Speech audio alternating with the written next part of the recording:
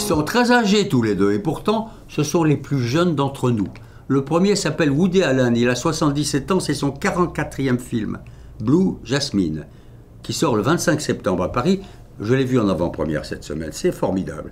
Un de ses meilleurs films, 1h38, d'abord c'est la bonne durée, mais surtout, interprétation extraordinaire de Cate Blanchett, qui joue le rôle d'une de ces américaines friquées, qui vit sur Park Avenue. Son mari, interprété par Alec Baldwin, est un richissime financier, simplement. Il y a une affaire à la Madoff, il se retrouve complètement à poil, le FBI l'arrête, d'ailleurs il se prendra en prison, et elle, eh ben, elle est démunie, elle a tout perdu.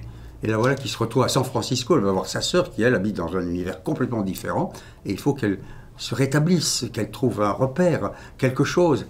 Et voici le rôle d'une femme extraordinairement bien interprétée, émouvante, bouleversante même, en proie à des moments où elle se met à parler toute seule dans la rue devant les gens.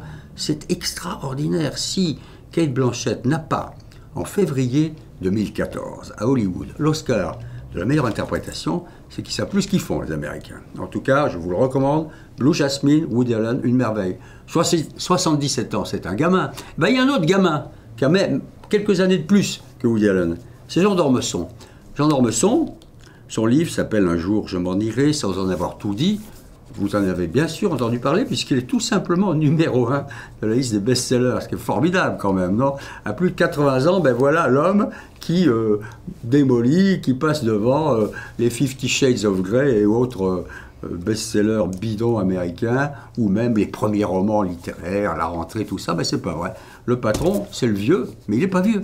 Il est jeune, il y a une énergie, un dynamisme, un bonheur, une écriture, il y a du charme, il y a de l'intelligence, à chaque page de l'intelligence.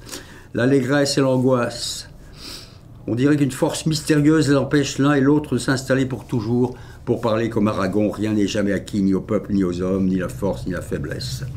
Et puis plus loin, moi je le lis donc, hein, je n'ai pas feuilleté, je le lis, j'arrive au chapitre 23, et je m'aperçois qu'il décrit un petit port en Grèce, que j'ai découvert moi-même cet été, qui s'appelle Castello Rizzo.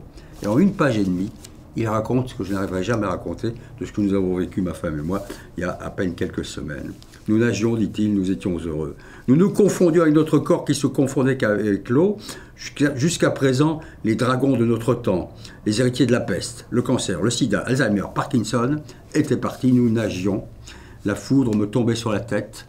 Un jour viendrait, dit d'Ormesson, où il me faudrait quitter cette terre, et l'idée était encore supportable, mais aussi cette mer et cette beauté. J'allais mourir. Ne meurs pas, Jean Do, ne meurs pas. Tu as encore beaucoup, beaucoup à nous dire. Jean Do, Woody Allen, les gamins de la rentrée.